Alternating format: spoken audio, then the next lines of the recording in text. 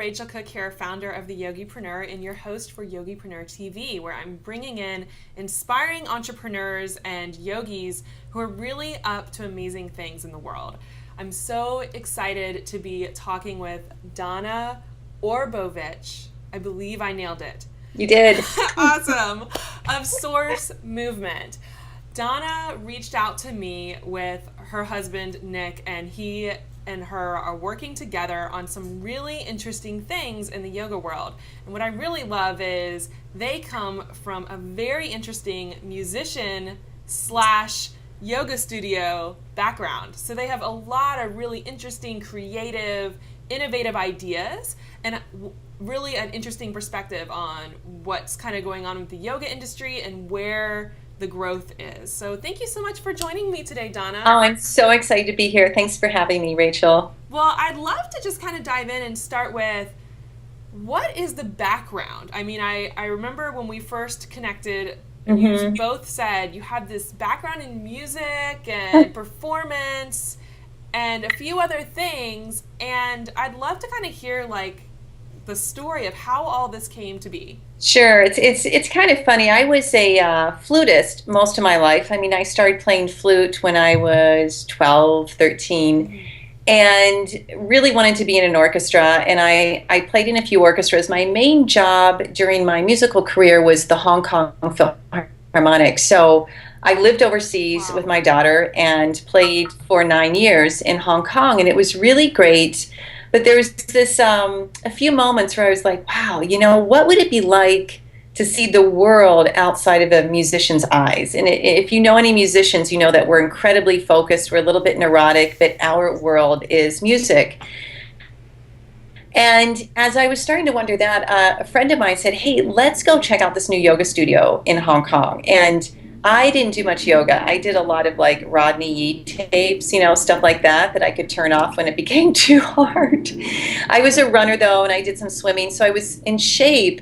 But when I went to the yoga class, it was like, whoa, what's going on here? They had 5 Indian masters at the studio, and I remember my first class when the teacher said, okay, sit cross-legged, and he looked at me like, girl, what's wrong with your knees, you know, because they were like really high up. But as scared as I was, because it was such a new practice and they taught in Sanskrit, and you know, I just didn't know what I was doing, there was an immediate internal shift that really helped my performance. And that was the big piece for me, as I felt much more grounded and very calm, very focused. So I continued to work on my practice for about, I'd say it was 6 months. And at that point in time, I decided I wanted to move back to the States. My father was getting ill. We had been gone for a long time. Zoe, my daughter, was 11. So we moved to the Detroit area. I had some really good musician friends there, and I played a lot. And I just had this thing of like, I'm going to open a yoga studio. And what was very interesting, I realized that if I could get a job, I thought to myself, I can run a business. Like, I can definitely do this. It can't be harder than being a flutist. Well, it wasn't harder, but it was different. And I did some teacher trainings. I opened my studio and really took the elements of being a very focused musician, like consistency, cooperation, all of that, and just put it into my business and ran that for about 5 years, and then I sold the business. I love that. So amazing. And you know, what's really funny to me is, as we connected earlier on this, there's all these little things that bring us together. I mean, I was also from a music background and studied music undergrad at university.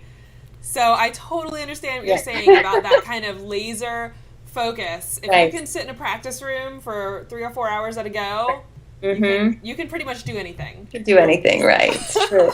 Totally. So you opened a studio outside of Detroit.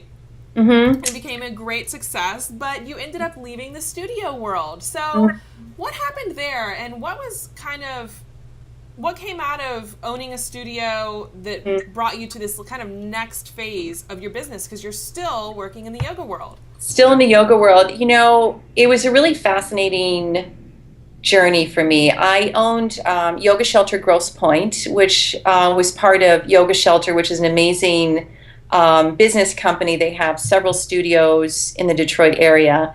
So my studio, I owned 90% of it, and Sure. it grew and it was great, and we built this amazing community. But I realized that there was more that I wanted to do, and just simply being within a certain agreement with another company, and you have to honor that. I realized, all right, it was time to sell, and they purchased the studio, and it's still there, and it's still doing great. And I guess I would just call myself a creature of variety. You know, variety is one of my needs, and that exploration. I've been to India quite a bit to study, and that really helped me to build the studio. So when we started to look at what is really, really important about yoga, for me, it's the philosophy behind it. It's the way that we live our lives, and it's the way that we show up every single day, no matter what we do. Yeah. So Nick and I just really wanted to take it out there and begin to do the coaching and consulting, which is what we do. And we're also creating a new platform, which is an online training, which has been a phenomenal journey in itself, too. So I'm just laughing because I'm like a flute player, and then I run a business and teach classes, and now I'm doing all this tech stuff. Like, it's really, really interesting. So I think it's that constant seeking for evolution and exploration that is really important for me. That's amazing. And I totally understand. You know, it's so funny. You said you were a flute player and then you ended up with a studio and now you're running kind of this coaching, consulting, Yeah, online mentoring for yogis piece. And I remember my mom always told me growing up, like, you don't know what your job will be because it hasn't been invented yet. But that's so now I sit there and I realize for so many of us, we're inventing our own jobs kind of true. as we go. And it's kind Right. of amazing that we can do that. It's true. It's so great. Yeah. Yeah. So tell me a little bit about, you know, we talked before about the work that you're trying to do with teachers, and you're seeing kind of a void in kind of the overall mentoring of yoga teachers. So I'd love to hear little bit about the direction that Source Movement is taking and where they're kind of filling that void. For sure, and I'd love to speak about it because it's very near and dear to my heart. As a new yoga teacher that went in and opened a studio, I found myself like nervous, and it was interesting because I've been on stage like almost my whole life, and performed, and it was never a big deal. But I always had this thing of, what if they don't like me? What if I'm not good enough? What if they hate my class? So all of a sudden there's this chatter in my head, and I'm like, I need to figure this out because this isn't going to help anybody. And that's when I started to make the trips to India and study with our guru, Swami Parthasarathi. He's at the Vedanta Academy, which is near Bombay. But what I also saw during the time that I ran the studio and owned the studio is that the teachers who came through and taught for me were such amazing, amazing human beings. I was really blessed. And I began to witness not just my personal transformation by being a yoga teacher, but their transformation. And we all together kind of worked through these things of, well, how do we connect with our students? What's really important in a yoga class? What do I do if I really think someone's not liking my class? How do I talk? How do I walk? How do I do my playlist? Like from the really big picture to the small intricacies of setting up a class. So that was part of it, because I realized I worked with a lot of teachers and I was very good at that. And again, I credit my musical background, because you know what it's like to just, if you have a musical phrase and you're dissecting it and you're so picky, well, I could help teachers take a class, and just by changing a few words and how they talked or where they stood, if they were patient, I could really change the game for them. And it was just something that the students noticed because they felt more connectivity.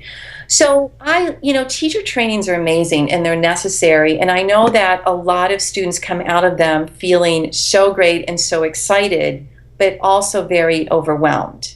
Yes. It's kind of like, what do we do next? Like, I've studied all of this. There's more to study. How do I even walk into the room?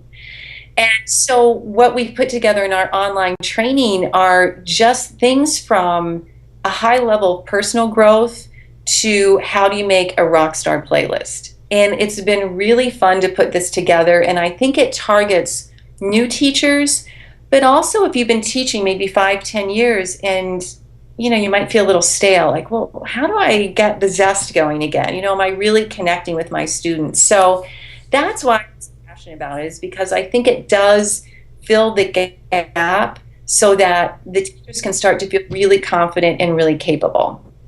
I love that. And I can definitely feel the musical backgrounds coming in here because you're right. Sometimes that connection piece, the difference between a really amazing, like heart touching piece of music and the same music being played that doesn't have that emotion. Yes. It's so dramatic, and people Right. have felt it. I mean, if you've ever been in a concert where you hear something and it just connects with you so Right. deeply that you're like weeping in the audience, Right. versus listening to the same piece of music by like a high school group that doesn't know what the heck they're doing yet. Exactly. It's just profoundly different, and that to me is what you guys are creating. It's that Mhm. level of like, yes, you can have the same two teachers teaching the exact same thing, but it's a subtle little Yeah. shifts, the little nuances that make It the really difference is. between nailing it and really connecting and kind of going through the motions of it. For sure. It's really, and that was a lot of the research, because we did a ton of research, talked to a lot of teachers. It was basically the extra 10 to 20% Yeah. of what it is we can give when we are in a state of just absolute certainty of who we are. That's when we're ready to deliver time and time again. So that's why I really love it, because there is this constant look at ourselves in a growth of, when we explore who we really are and what our gifts are and what people love about us. I think the big miss for a lot of teachers is they don't realize what their students love about them. It's not always the flow, it's not always the hard poses, it's the conversation they have before class. Maybe it's the hug or the handshake at the doorway when they leave. It's that Yes. moment of connection that our students really love. And I think it's underestimated out there. And because we're about creating an experience, not just about teaching a class, we want our students to have experiences, and we want ourselves to continue to grow, and we want to help other people to really find that transformational benefit of being a yoga teacher. I love that. And bringing it down to the connection piece, because we all want our students to have like a meaningful change and experience the transformation yoga can bring. But if we don't meet them where they are and Yes. show up as that person who they can deeply connect with, they will never get there. So That's this right. really is like so foundational. I love it. Yeah. Absolutely love Oh, good. Thanks. Amazing. Well, how can people get in touch with you guys and hear more about what you have coming up on the horizon? Sure, they can check out our Facebook page is Source Movement. If they just plug that in, it's a business page. Or email me at info@sourcemovement.com. And we are launching our online product probably within the next 10 days to 2 weeks. And it'll be delivered through a webinar, which our webinar is actually really fun. We're telling our stories. Nick has a great story. I'll leave that one up for him. And we're going to do some content, some teaching. And we're also offering a free strategy session for anyone that listens to the webinar, which as a coach, I can tell you is really beneficial for us to hop on the phone. And if anybody wants to take advantage of that now, they can certainly do that by just emailing me, and I'll set up a time where we can talk for 15 or 20 minutes. Because, every now and then there's like one thing that we might be stuck on, and we just need to hear it from someone else. We need to just have a little guidance so that we begin to figure it out on our own. And so that's a really cool thing. Absolutely. I think that's the best part of having a coach or a mentor, is having that kind of person to mirror back the things that you might have a blind spot to. So that's amazing. Perfect. Well, thank you so much for joining me. It's been such a pleasure to talk with you, and hope everybody who's interested in learning about how to connect more deeply with your students in your classes comes and checks out your webinar and everything you guys have coming up. Oh, that's great. Thanks so much, Rachel. All right. Thank you. Thanks. We're excited. So thanks for having me. Take care. Bye. Hey, everyone. Ready to be inspired in your biz? Conscious Business Design is coming soon. For more info and free training, go to consciousbusinessdesign.com.